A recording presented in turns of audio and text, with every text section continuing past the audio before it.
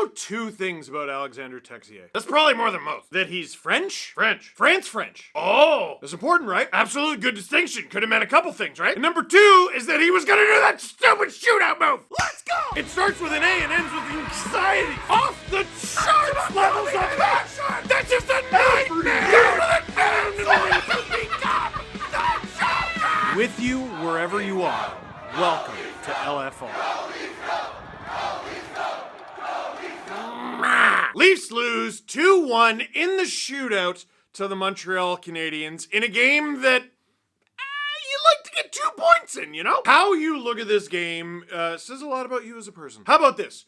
Heading into this game, the Leafs had won 4 of their last 5. Now in their last 6, they have a record of 4-1-1. In their last 4 games, they have a record of 3-0-1. They have points in 4 straight games. They got a near perfect outing from their third-string goaltender. Scott Lawton, a huge acquisition from last year, has scored in 3 consecutive games. Look, if you look at the standings, nothing's gonna look right. The Leafs were last in the East, and that's just not a problem that gets fixed in a day. Even if you start to string some wins together, the amount of teams you have to leapfrog is big. 33 is the magic number. The Habs are third in the Atlantic. They have 33 points. Both wildcard teams have 33 points. You have 30.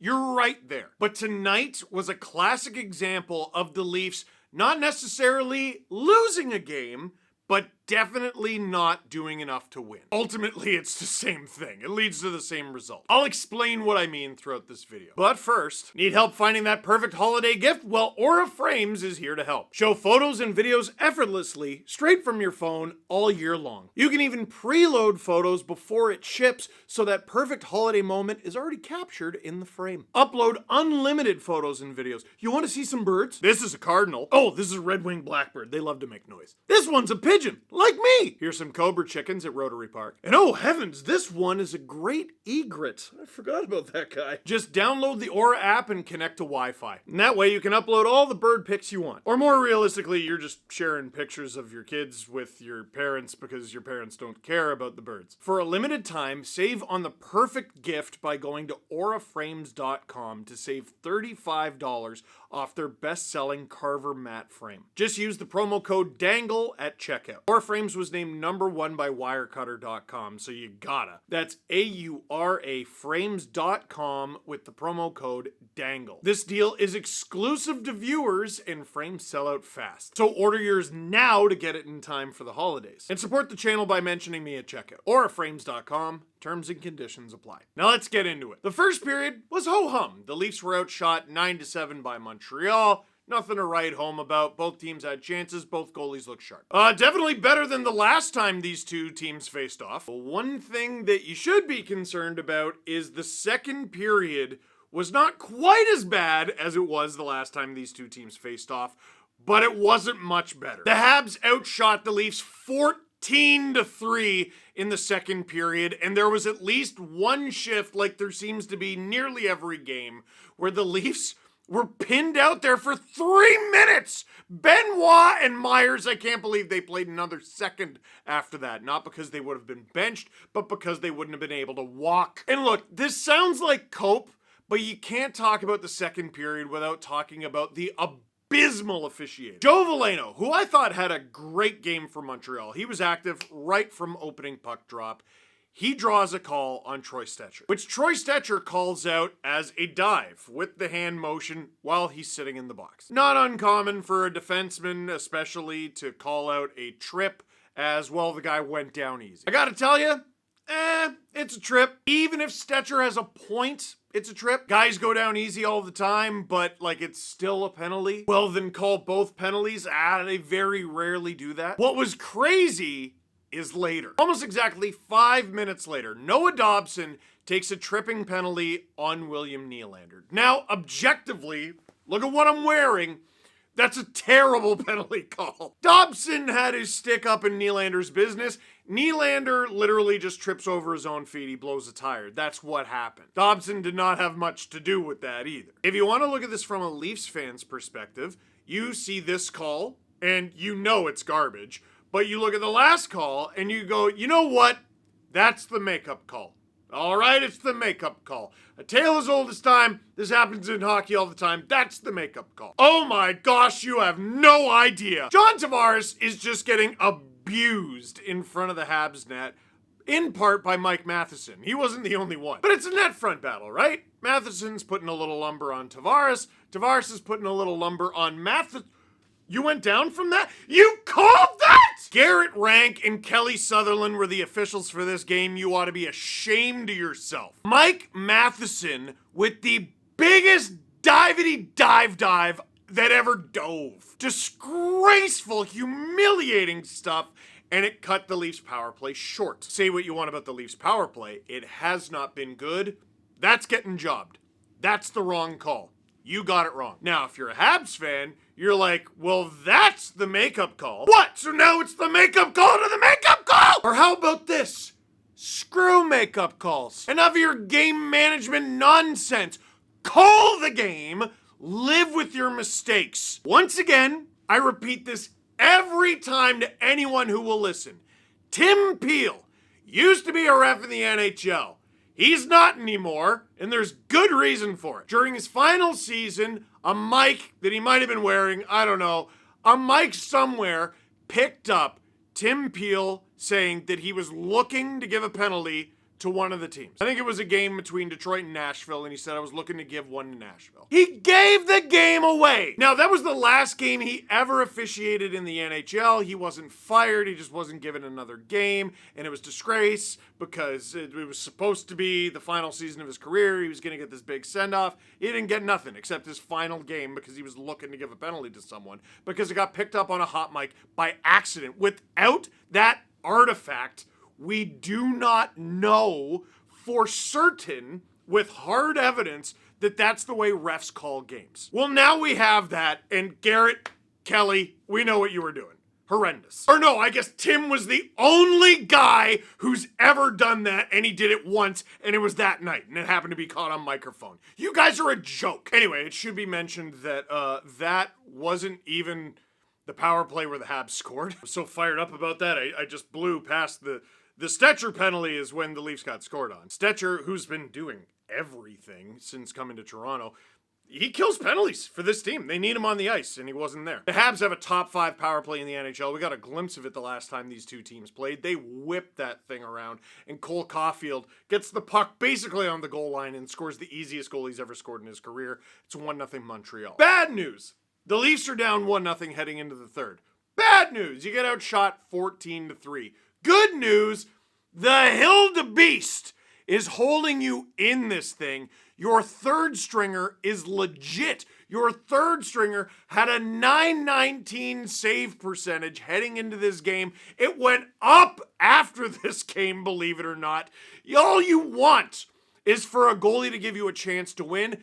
Dennis Hildeby gave you a chance to win. Now, third period, the Leafs are doing much better. They're actually getting some shots, generating a little bit. The Montreal Canadiens had excellent sticks all night long. They made getting across their blue line dreadful. They did a good job in front of their net as well. And the unforced errors, oh, these will kill you. Leafs get the blender out, and now it's too many men on the ice. The Leafs learned their lessons from the Troy Stetcher penalty, and Troy Stetcher's actually out there to help kill this one. And so is Scott Laughton. Dude, I love this guy. I love this guy. I don't know why he's the straw that stirs the drink, but he is. Nick Waugh's been picking up his socks too. Waugh, along the boards, swats the puck into the neutral zone. Was that a high stick from Nick Waugh?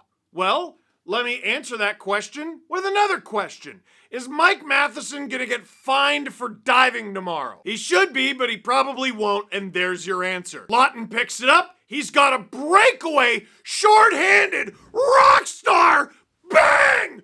Yeah! Scott Laughton is an electric factory. That is adrenaline personified. You're down 1 at home to your most historic rivals. You have a short-handed breakaway and you take a slap shot and it goes in? You know how stupid you look if that thing doesn't go in? But that was never even an option. Laughton has 3 goals in his last 3 games. 3 goals on 4 shots in those games. Nothing makes sense. Up is purple, down is west. And the Leafs tie the game. And gosh darn it, they almost won the thing too. Moments later, I think it was Easton Cowan moved on to the third line, finds Dakota Joshua right at the side of the net for the one-timer. Dobish flies across, stops it with his fotch, and instead of there being a rebound, the puck drops right into his equipment. Joshua was robbed on the first chance, and there was no second chance.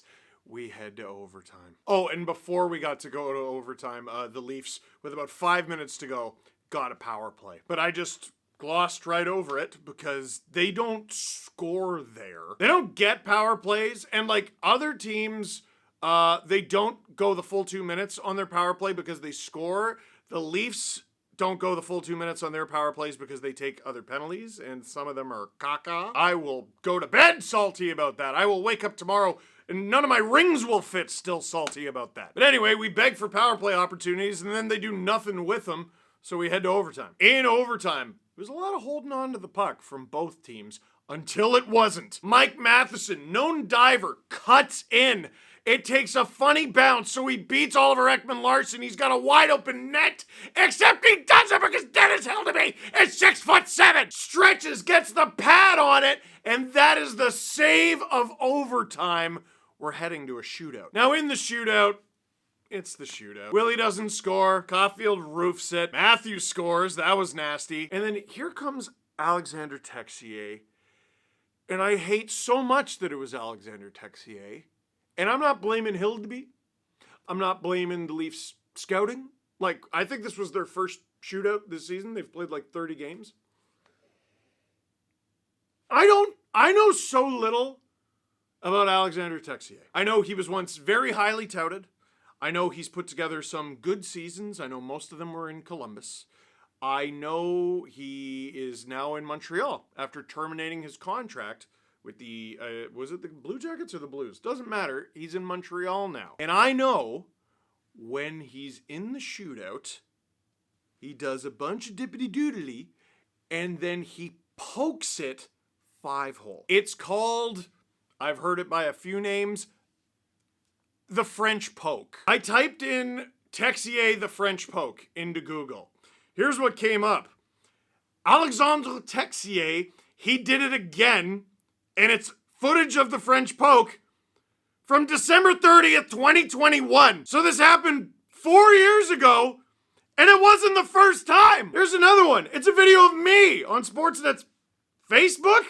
We posted stuff to Facebook. Anyway, January 24th, 2022, Texier scored a shootout goal, so sweet, blah, blah, blah. This is what he does! And this is what he did, and it beat Hildeby, and I hate the shootout because Hildeby got beat more times in the shootout than he did during 65 minutes of an actual NHL game! Tavares doesn't score, and I don't go to bed happy. Habs win. Leafs do get a point. You're losing heading into the third period. It's good to come out of that game with at least a point. You usually get out of that game with a 0. I guess. Questions. No, actually, I got a question. Craig Berube, what did you expect? Here's Jesse Blake, who was at the game and was part of the scrums after the game. Berube post-game was not happy with the amount of missed shots the Leafs had. Missed the net like 15 times, at least. I think that's the number. Good opportunities, too. We got to hit the net on those opportunities. Now, he said that, and he said we. The player he's calling out directly is Morgan Riley. You know how I know that? He's right. They did miss 15 shots. On the official score sheet that I can show you right here, they missed 15 shots. 15 shots that they took, missed the net, and didn't hit anything. Benoit, Domi, Nyes, Lawton, Nylander. They each missed 1 shot. Bobby McMahon missed 2. Jake McCabe missed 3. Morgan Riley missed 5! His shots on goal were 2! And from Mo, that's straight not good enough. That is not good enough. This is what I meant at the beginning of the video when I was talking about not doing enough to win. To me, losing is you played crap, right? They ran you over. They ran your show. Not doing enough to win, to me, is having every opportunity to produce something and throwing it away right into the garbage. How do you miss 5 shots in one game? I will say one thing, though. Some of this is on coaching, and that means Craig Berube. Craig Berube hockey involves a lot of beef and going to the net, filing the puck back to the D. They float it on, and you either get the rebound or a deflection or a rebound off the deflection. When it works, it's very effective, and it also negates how good your opponent's goalie is. You take away their eyes, you take away their ability to react to a shot that they can see. It's successful when it works. Here's the problem. When it doesn't work, and it didn't tonight, you can't generate a thing. It's just whacking the end boards, and now you're digging it out of the corner if you're the first one, if you're lucky enough to be the first one there. Or you're wasting time and energy digging it out in these puck battles. And the Leafs were like ready and willing to get into those, and I thought they did an okay job with those. But that system, when it doesn't work, it just looks like crap and it generates nothing. And I saw this earlier this season, like, oh, does the Leafs D-core fit with this system? And Riley, does he fit? We were talking about the puck going the other way, on D. You need the puck to go into their net, though. It's goal-scoring contest. And tonight was a great example of it not working at all. Full marks to the Habs. Again, great sticks tonight. I thought they played really disciplined defense. That's a shame. It's a shame. The Leafs, horrible second period aside, they had the opportunities to get more than one goal on a goalie who had a sub 870 save percentage in the month of November. Insider J Money, if you were a goalie and you saw this coming toward you on a breakaway, what is your first instinct? Dude, so this is great. This is evidence that Scott Laughton has done this before. I love him. I absolutely love him, man. I hope you guys enjoy Nikita Grabenkin. I love Scott Laughton. Oh, here we go. This is the one that matters most. Why don't they split the stars up on the power play? It is clearly not working. Let's try something new. Do something! Ever since I screamed do something into the ether, the Leafs have been a much better team. They've been playing much better, and they've been getting much better results. Great, full marks. They have 10 power play goals on the season. In total. It's December. Dude, if that number is like 15, which still sucks, how much better are they? They have 30 points. You need 33 to be in a playoff spot right now. Do they get to 33? How many power play goals would you need to get to 33? 17, which still sucks. 18, which still sucks. 19, which still sucks. I just checked. The Leafs are dead last in the NHL for power play goals with 10. They are 32nd out of 32. Dallas is first with 30! Edmonton is second with 23, which should tell you how much better than everyone else Dallas is. But dude, 10 teams have 20 or more. You need 17 to be in the top half of the NHL. And there's only 2 teams in the NHL that have failed to hit a dozen yet, and it's LA and you. LA is 12-8-7. The Leafs are 13-11-4. How much better do both teams look in the standings if they're at like 16 power play goals? Cheeky 5 forward stuff, like, I guess that's trying something. It's clearly bad. Don't do it. But keeping the units that you have together, holy cow. That's got to get figured out toot sweet, because it's costing them points in the standings, and it very likely did tonight. And it might cost you the playoffs. You have to score on the power play. The man advantage, dude. Oh my gosh. So, last thing that I want to mention to you, there's a brand new podcast coming out tomorrow, 6 p.m. on the STPN YouTube channel. It's not the Steve Dangle podcast. It's not the CJ show. It's Agent Provocateur with NHL agent Alan Walsh and Adam Wilde. Their special guest, Lou Lamoriello. Isn't that silly? 6 p.m. Eastern tomorrow on the STPN YouTube channel. Lou, sweet baby Lou. For now, that is it for this one. Thank you very much for watching. Click like if you like this video. Click subscribe if you really liked it. Tell all your friends. When you're on the power play, do something!